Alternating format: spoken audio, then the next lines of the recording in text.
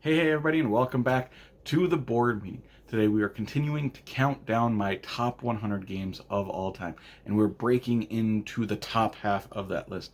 We're starting today talking about with our 50th, going through our 41st favorite games of all time.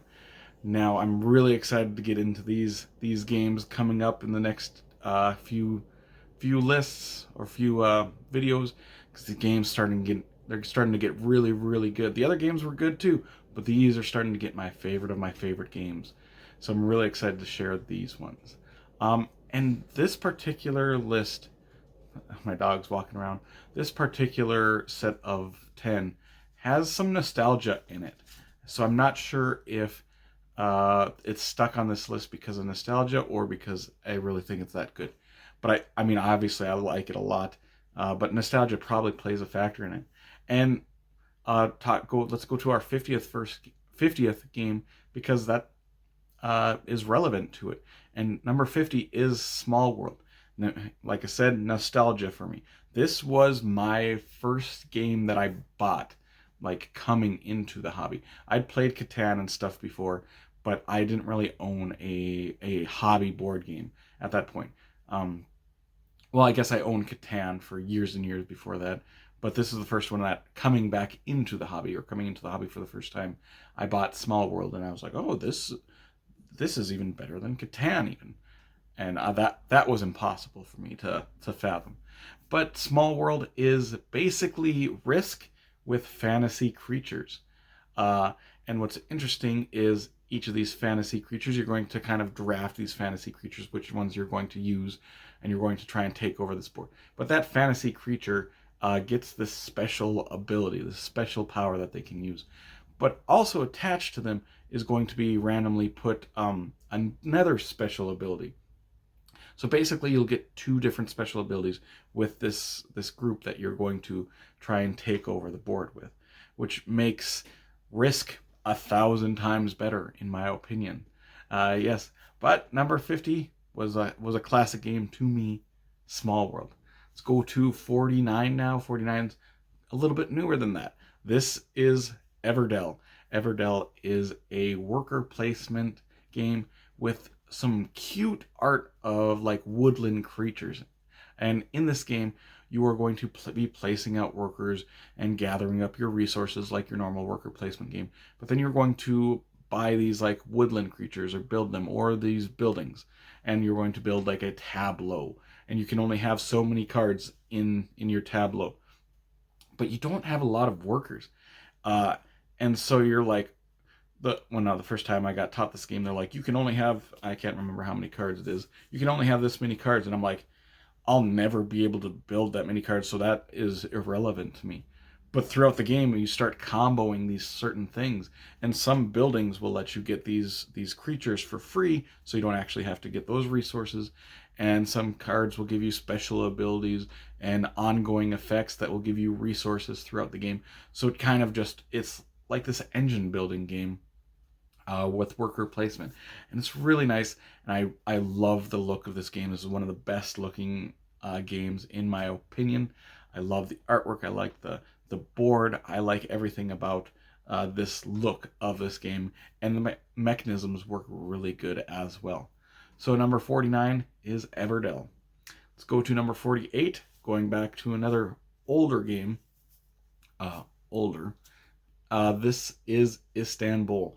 This is one of the games that looks like a Euro game. It looks, because it just has that old like trading in the Mediterranean look to it. But this is a really interesting game in that you will have this pile of discs, and you're going to move that pile of discs, dropping off one of those discs at wherever you stop, and then you take that action. And you only have so many discs on you, but you can travel back and then pick up a disc that you dropped off previously, and then take that action as well. This has got a caveat to it to be on this list. Same thing when it made the list last year when I did my top 50 games of all time. I still have never played the actual physical board game of Istanbul. I have played this a ton on the Steam on my computer. So it's unfortunate, but I've never had the chance to play the board game, but I love playing it on Steam. So it's got to make the list because I like it that much. And maybe if I played the board game, maybe it would go up even further, or maybe it would drop down. Who knows? Hopefully, I'll get to play the actual physical game.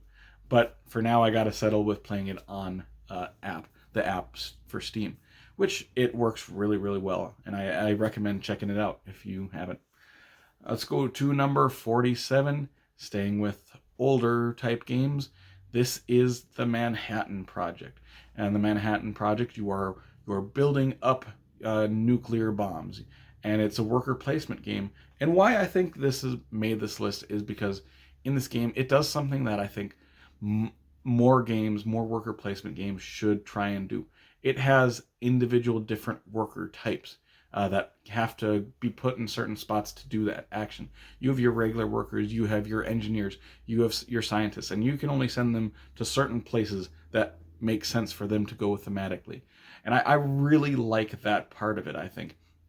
And I wish more games would try doing that. Uh, so, yes, number 47 was The Manhattan Project.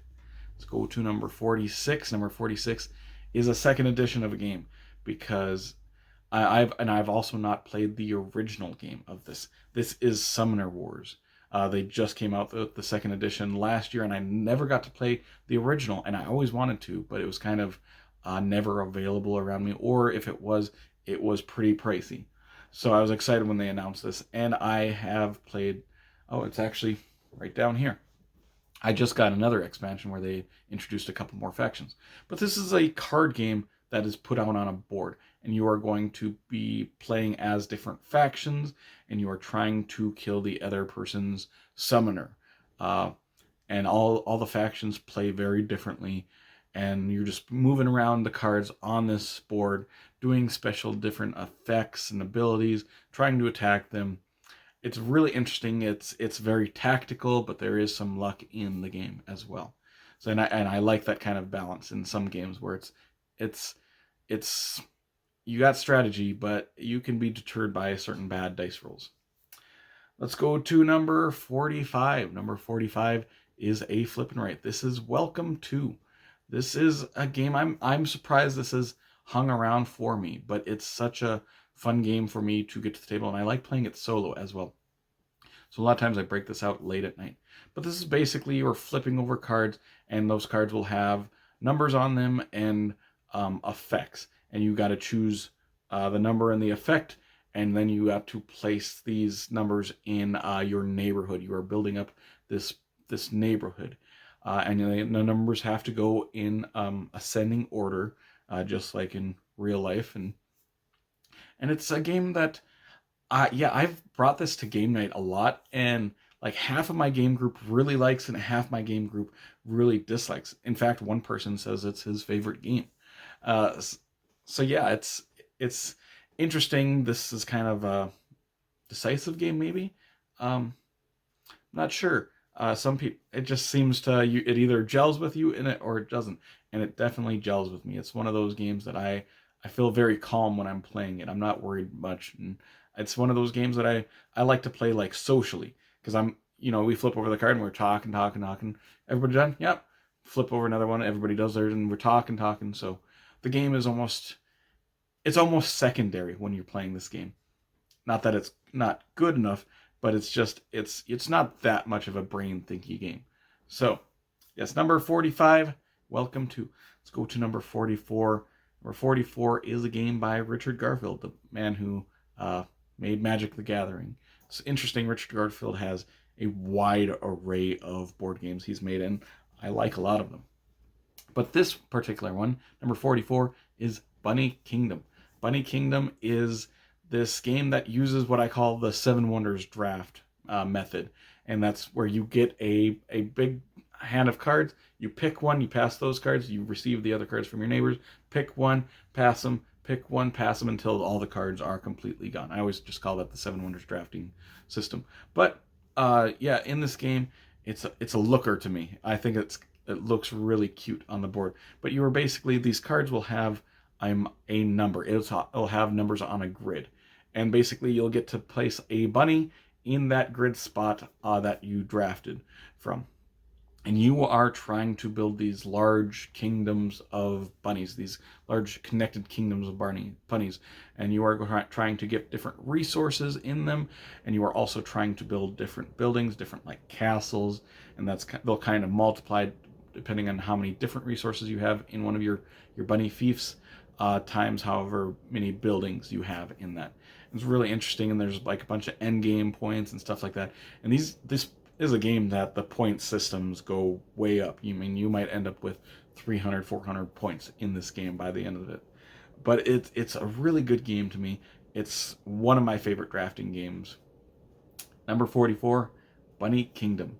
And funny enough, number 43 uses the Seven Wonders drafting system as well, because number 43 is Seven Wonders. Now, this is one of those games I was talking about earlier that it's got nostalgia to me. It's one of my first games that I ever got played when coming into the hobby, and I think it's a really good game still.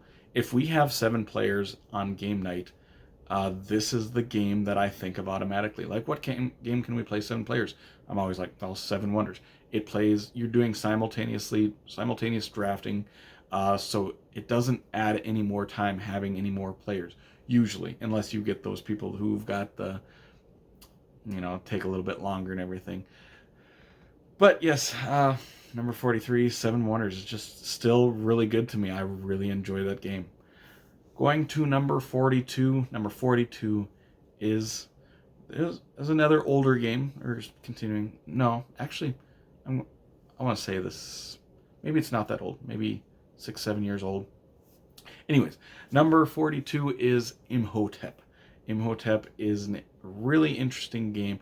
It's a simple game where you're going to be taking stones of your color, putting them on boats, and sending those boats to certain spots. And everybody's going to be on these different boats, and you get to either put some of your stones out or send a boat to one of the spots to take those actions. So you can do like one or the other, and it's really interesting. And this has got a lot of like hate choices in it. I mean, there's hate drafting. This is kind of like that. You are going to either have to do something that's good for you, or you are going to have to do something that is bad from someone else and stopping them from getting just a buttload of points, basically. Yeah, but it's simple, but you're constantly having to think about a lot of stuff. So there's a lot of choices, a lot of things going on. It's by Phil Walker Harding, the guy who has perfected games that are simple but thinky. And this game would fall in that category, in my opinion. So number 42, Imhotep. Let's go to our last game of the day, number 41. This is Thanos Rising: Avengers Infinity War. Now, this is a cooperative game where there's going to be dice allocation. Now, each of you will play as a Marvel team from the Marvel comics and everything. And in this game, you're going to be rolling dice, and you're going to be putting out these dice and assigning them to certain heroes or villains. You want to assign them to heroes if you want to recruit that hero, and that hero will come to you, and you'll get more special abilities. You'll probably get more dice, so you're going to roll more. Or else you're going to be attacking villains. You're going to be assigning the certain symbols to these villains, trying to get rid of them. Because if you don't get rid of them, they will be attacking you, and you'll be losing, and you'll be dying. Everyone's dying. This is a game that it seems to either go really good for me or really, really bad. It kind of avalanches. If some bad things happen, more bad things happen, and more bad things happen, and it's hard to stop that avalanche from making your team lose.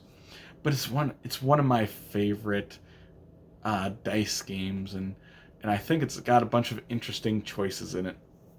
So number 41 is Thanos Rising, and that will be it for this section of my top 100 games.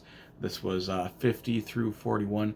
I'm really excited moving forward, getting to share my favorite games of all time. They keep getting better and better and better, so make sure to stay tuned for that. And if you did like this video, make sure to like and subscribe to see more weekly content from me, Shane, at the board meeting in the future. I hope you all have an amazing day. Take care, everyone.